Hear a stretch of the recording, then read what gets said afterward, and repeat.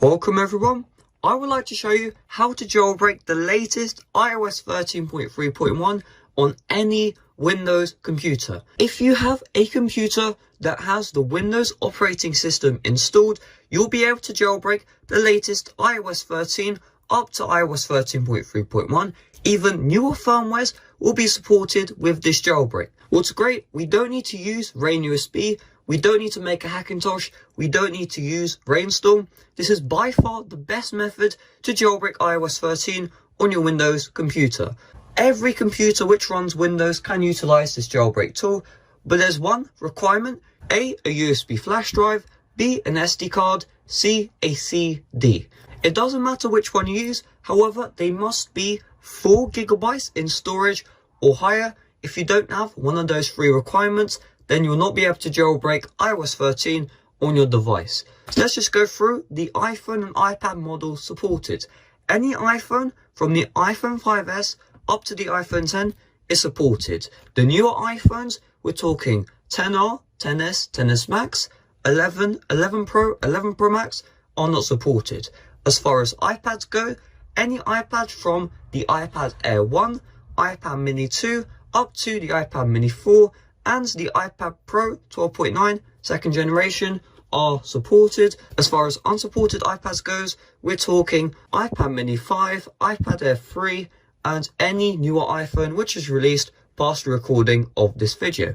As far as iOS firmware supported, the latest 13.3.1 will be supported, and newer iOS 13 firmwares. If you're running iOS 12, watch my iOS 12 tutorial in the description down below. With that out of the way, the tool we're using is Checkra1n Linux. It finally has released, and because Linux works on any computer which can run Windows, your computer will be guaranteed supported for this jailbreak process. This finally means if you have a Windows computer, you can jailbreak. If you have a Mac, my tutorial will be in the description down below. So let's finally get started on how to jailbreak the latest iOS 13 to 13.3.1 on your supported iPhone or iPad. On the computer, the first download link will be in the description. It will bring you to the Ubuntu download. It doesn't matter what version of Ubuntu is the latest at the time, just click on the green download button, and you can see at the bottom left the Ubuntu download will start. And now the next link will bring you to the Balena Etcher. I don't know how to pronounce that, but you see it, download for Windows x86/x64. You click on this download and you will see that the Balena tool will start downloading. I'm going to cancel my Ubuntu download because I already have downloaded Ubuntu. If I show you in the downloads folder, you can see I already have the Ubuntu download right here. Once Balena has installed, you click on the setup and you see it, Windows protected your PC. You click on more info, then you click on run anyway. Then we click on I agree, and the Balena setup will download. So just be patient, this will take a couple of seconds. Now Balena has finished downloading, you should have an icon on your home screen. It should also automatically load up. If that doesn't happen, you can always click on the search bar and you can always search up Balena and you'll see it will come up right here. Now here's what we want to do. If you have a USB flash drive or an SD card, follow the next steps. If you have a CD drive, then I'll show you what you need to do in a couple of seconds. So if we have a flash drive, we're going to click on select image and we want to find our Ubuntu download. So you can see here ubuntu.iso. We double click on this one right here. Now it says select target. You'd want to select your USB flash drive or your SD card. However, I don't have either of those two things, so I can't show that part. And finally, you'd click on the flash button right here if you have a flash drive. But what if you have a CD? You see the Ubuntu ISO right here, you right click and you see a burn disk image. You click on this and you'll make sure you select the right CD drive, then you click on burn, and of course I'd recommend you have verified disk enabled. But you can already see that my disk, I have already burned the Ubuntu download onto this disk. Whether you're using Balena or you're burning, this will take a couple of minutes. This might even take an hour for the process to complete. Do not eject your SD card, flash drive or CD while this process is running. You just need to be patient, it won't take that long. Once you have your CD, SD card or flash drive with Ubuntu loaded, here's what we're going to do. First of all, we need to power off our computer. Now the computer is turned off. The first step is to start up your computer like so. Make sure if you have a USB flash drive, it's plugged in. Same with the SD cards. My CD is plugged in right here. Now when the computer starts up, it will say please press key X or key Y. In my case it's F2 or delete, and you want to press that key that shows up. So in my case it says F2, so I'm going to be pressing F2. It says I can press delete also. For you this key might be different, but you can see I'm pressing the F2 key, and this will bring us into BIOS. We do not need to change any BIOS settings. Do keep that in mind. This tutorial is a lot easier than Rain USB or Rain Storm. If you do not have the option that says press key whatever to enter BIOS, here's the solution. Look into Google for your computer model, search up your laptop or computer name into Google, then search up how to enter BIOS, and there'll be some great tutorials on YouTube. Once you're in BIOS, your screen might look a lot different from mine, but the important part is the boot menu right here, and you want to find your CD, your flash drive or your SD card. You can see it, mine is SATA 6G and it's 4.4 gig. That's the size of my CD. So I'm going to click on this.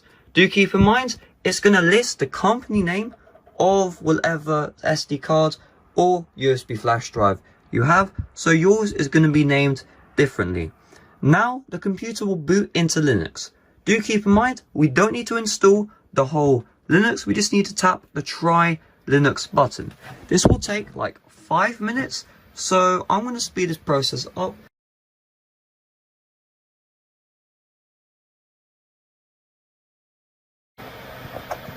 Now you can see right here we have two options. The first is try Ubuntu, the next is install Ubuntu. We're going to click on try Ubuntu right here, and you just need to be patient. Eventually you'll be brought to the desktop of Ubuntu, then we can continue with this tutorial. There we go, we are now officially on the home screen. So the first step is we need to connect to Wi-Fi. So you see the applications button at the bottom left, click on this. And for some reason the first time when you load into Ubuntu it's kind of slow. Then you see at the search bar, you want to search up for Wi-Fi, so type in WIFI. You click on Wi-Fi and the Wi-Fi settings will load up in a couple of minutes. Now you can see the Wi-Fi settings have shown up. So you want to connect to any of the Wi-Fi networks which you know, so we need to type in the password, which I remember this for some reason off by heart. And if Wi-Fi settings do not show up, like no Wi-Fi networks show up, then you have two options. You can get your iPhone or whatever and plug it into the computer and use hotspot tethering, or you will need to buy an external Wi-Fi card. That should 100% fix your issue. So we are on Wi-Fi, so we're going to close out this, and you see at the top left, Firefox. We're going to open up Firefox, and in Firefox we need to go to the Checkra1n download page. Now in Firefox, here's what you want to do. I'll have a link in the description for the Checkra1n download, and it's Checkra1n. Then you click on enter. And there's some very unfortunate thing that my monitor is 4K, which means everything is going to look really small. But again, the download will be in the description. You want to click on get the beta now. Scroll down, click on see all releases. And you're going to scroll down again and you see it download for Linux, CLI, x86_64. Click on this download and then click on save file. We're going to need this later, but for now just do that download, alright? Now scroll up and you'll see the Linux button. Click on this and we have some commands we need to use. So the next step is you see the applications folder right here.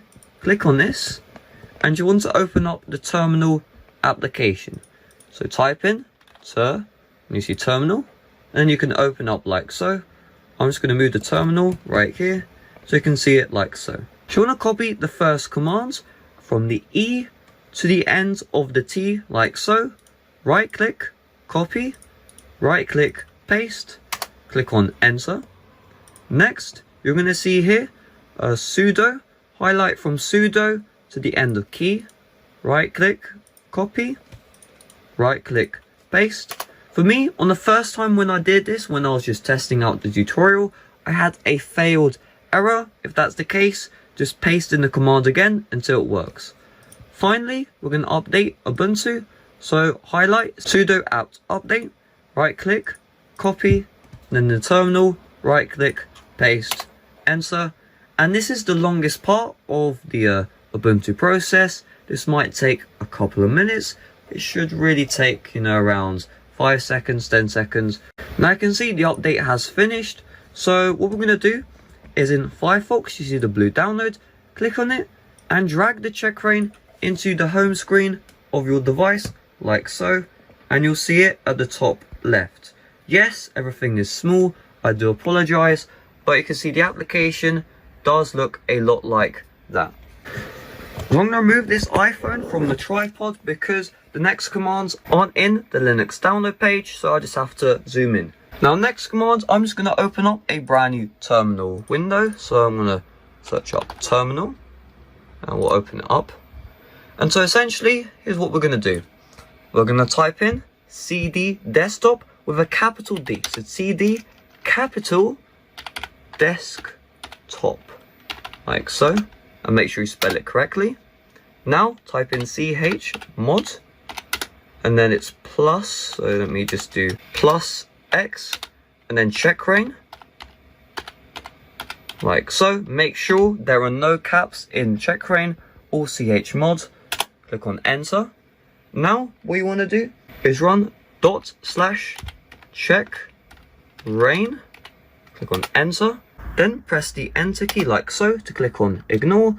So to jailbreak, get your iPhone. Mine's already in recovery mode. The jailbreak tool will be doing that for you. But the important part is plugging in your iPhone into the computer. Once it's plugged in, you can see we have this error, lib usb_error_access.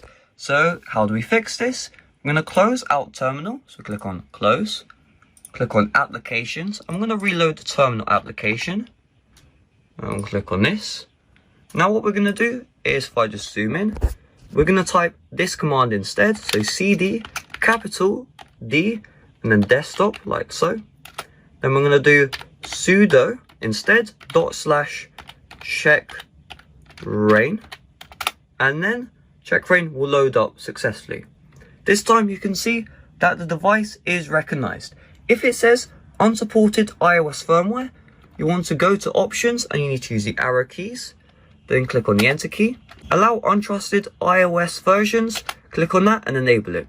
Next, I'd recommend you enable verbose boot because it's kind of cool. And then go back. I'm going to run Checkra1n. So we click on enter. And now you see it shows the instructions that you need to follow. So follow these step by step. Press and hold to sign the volume down for 4 seconds. Release the side button, but keep holding volume down for 10 seconds. So here's what we're going to do. We're going to click on the enter key. And we're just going to follow the instructions that show up on screen. Now it says device entered DFU mode successfully. And essentially, now your device will be jailbreaking. All we need to do is wait.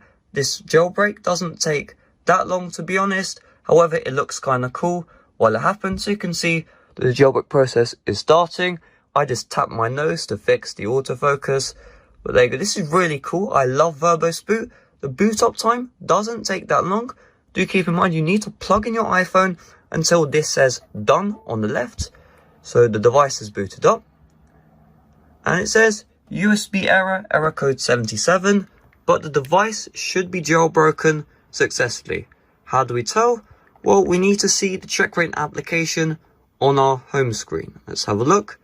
Is Checkra1n on our device? And it seems like the answer is no. So that means Checkra1n jailbreak has failed. What do we do? Well, we're going to click on enter where it says done. Replug your iPhone to the computer. You can see it's recognized. And we're just going to repeat the jailbreak process. Quickly, I'm going to make sure Checkra1n still isn't on here. Alright, it isn't. So we're going to click on start. Next. And your device will enter into recovery mode. Now we have to follow these instructions. So we click on enter. And we're just going to power off the device. So we got this error. We're going to close out of terminal. So click on close. And we're just going to restart our iPhone. Now let's unlock our device like so. And essentially we're just going to tap on the trust pop-up. We're going to enter in our passcode. And this time really the jailbreak should actually run.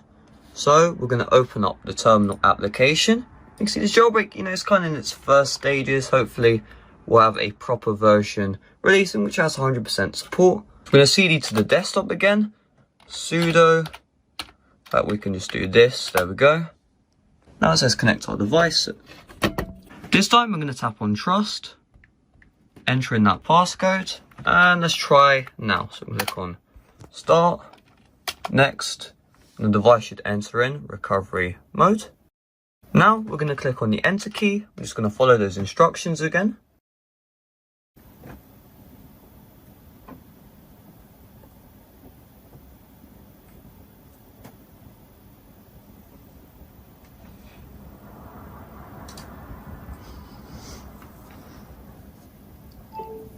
This time, the jailbreak has worked successfully. Fine, that's taken a bunch of attempts. So we can unlock the iPhone, and the Checkra1n application you can see is on our device. So we're going to enter in our passcode.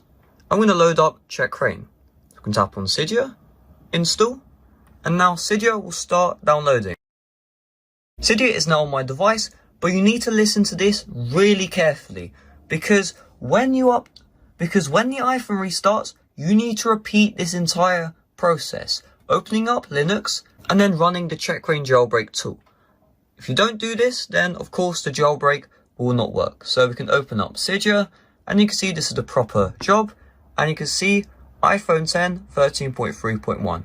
So there you go, that's how to jailbreak the latest iOS 13.3.1. This will also work on iOS 13.4 when that releases and newer iOS 13 firmwares. Anyway, peace out.